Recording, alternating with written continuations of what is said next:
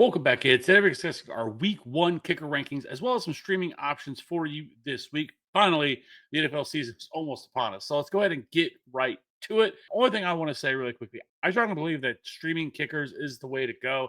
Now, if you want to already drafted Brandon Aubrey, Cameron Dicker, Kaimi Fairbairn, guys like that, then yes, you're going to hold on to those dudes for the rest of the season.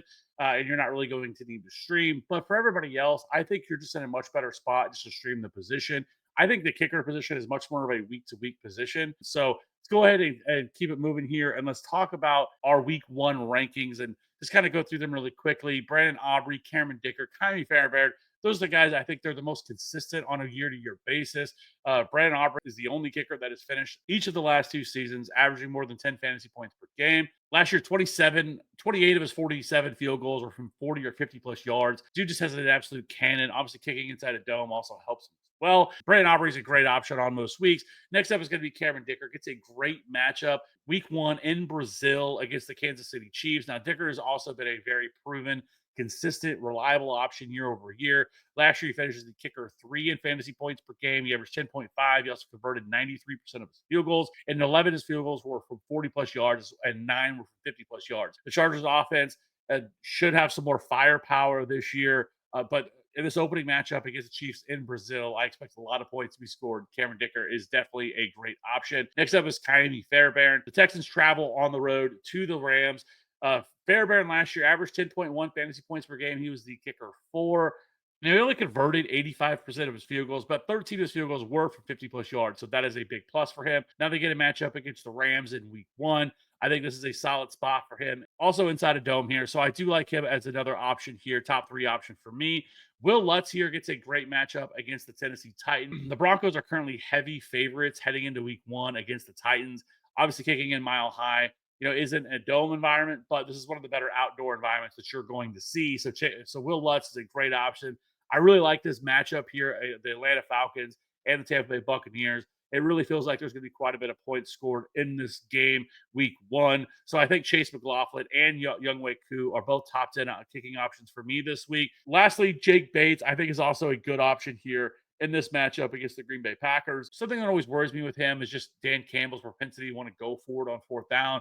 That takes away some opportunities for Jake Bates. Remember last year, he only kicked 29 field goals last year, but he led the league in PATs last year because of how explosive their offense. I don't expect their offense to be as explosive as it was last year, leading the league in points scored, averaging over 30 points per game. I don't think that's going to happen again this year, but I still think Jake Bates on a week to week basis is a solid option and a good matchup here against Green Bay.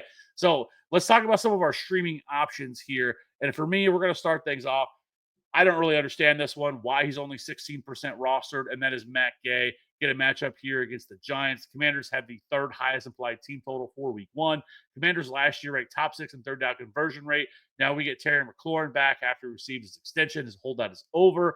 And let's not forget, when it comes to Dan Quinn, he's ranked top five in field goal attempts every year he's been a head coach. This is a great option here. I don't know why Matt Gay is only rostered in 16% of leagues. I said this all year last year that Austin Seibert was healthy. He was a easy streaming option every single week. He actually averaged 13 fantasy points per game. That was nearly two full fantasy points more than Brandon Aubrey last year. This is a great spot here for Matt Gay. I really like him. I don't know why he's 16% owned. He should be way higher than that. But either way, he's my number one streaming option for this week and a top five kicker for me this week. Next up is going to be Chad Ryland versus the Saints. Ryland enters week one with the Cardinals as a 5.5 point favorite and are top 12 in implied team total for week one. Also get a dome matchup. That's always a plus. Last season, Ryland was a 10th in fantasy points per game, and he converted 87% of his field goals, which was top 12. Ryland is a top 12 kicker this week. Next up is going to be Brandon McManus, only rostered in 6% of leagues. McManus was phenomenal last year for the Packers after they released Braden Narvison. McManus converted 95% of his field goals. The Packers opened this season at home against the Lions and are currently 1.5 point favorites and currently have the fourth highest applied team total. McManus is a really solid option. And then lastly, Cam Little versus Carolina Panthers, 33% rostered, the highest on this list. Cam Little gained plenty of recognition this preseason, though, nailing a 70-yarder, and it really had more leg for more. But people who were here last season already knew about Cam Little, as he was one of my favorite sleepers last season. He was a very good as a rookie, converting 93% of his field goals, but he was hampered by being on one of the league's worst offenses. PATs and scoring opportunities just weren't there for him.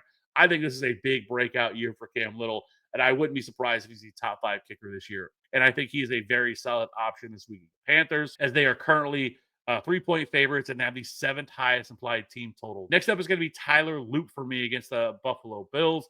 Now, if you're not familiar, he's a rookie kicker. After Justin Tucker was released this year. During the preseason, he converted 81% of his field goals, which isn't great, but not terrible. It's right around league average. He did convert all 8 of his PATs, but he highlighted a strong preseason. He nailed a 61-yard field goal against the Commanders in his final preseason game. He also went 3 for 3 in that game on his field goals. And now that he's enters week 1 with a great matchup against the Bills on Sunday Night Football, the Ravens are tied with the 4th highest applied team total for the week. And I think making him a phenomenal option to stream this. And then lastly, I know some people are going to wonder why isn't Jake Elliott or Evan McPherson in my top 12. I just don't think they're that great of options week to week. Last year they weren't really very good. Evan McPherson certainly wasn't. Barely converted over 70% of his field goals last year. I also don't really love this matchup as being like a high scoring matchup, even though I don't think the Browns are going to be very good this year.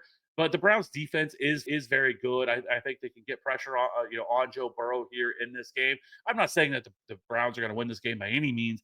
I just don't think this is a game you're going to see the Bengals come out and score 35 points. I definitely think they win. I just don't think this is a high scoring environment, so that worries me a little bit. And like I said, Ed McPherson just hasn't been very good. Hasn't been a top 12 kicker since 2021, but yet he's rostered in 70% of leagues. Don't really understand it. And then Jake Elliott just worries me a little bit with the tush push stuff from the Eagles and their propensity to go for it on 4th down, kind of like the Lions do, kind of limits his ceiling a little bit and limits his upside in terms of field goal opportunity. And he also wasn't very good.